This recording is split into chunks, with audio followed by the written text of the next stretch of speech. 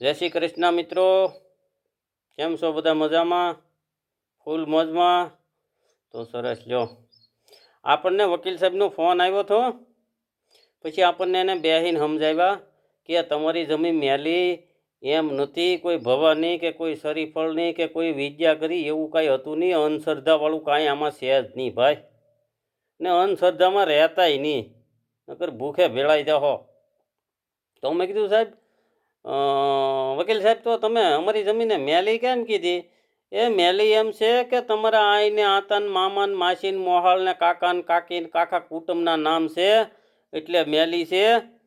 તો વકીલ સાહેબે મને કીધું તો તું કાન ખોલીને સાંભળી લે કે ઈ ડોહી મેલી છે ને એટલે જ રહે, નકર બાકી ડફનારાનું 8-12માંથી નામ તારું નીકળી જાહે. એ કરતાં મેલી રહેવા દે. ચોખી હશે ને તો છોકરાને નહીં રહે, એમ મેલી હશે તો છોકરાને ખરબડી ખાવા થાય એમ મેલી છે. એ થઈ જાહે પણ થોડા જાજો ખર્ચો વધશે, બાકી એ ચોખ્ખું થઈ જાહે. કોઈ વકીલે ચોખ્ખું કરી દે અને અંધશ્રદ્ધા હોય ને તો આપણને વવાય સારું કરી દે. પછી જેને જવું હોય ને આપણા બાપનું શું છે.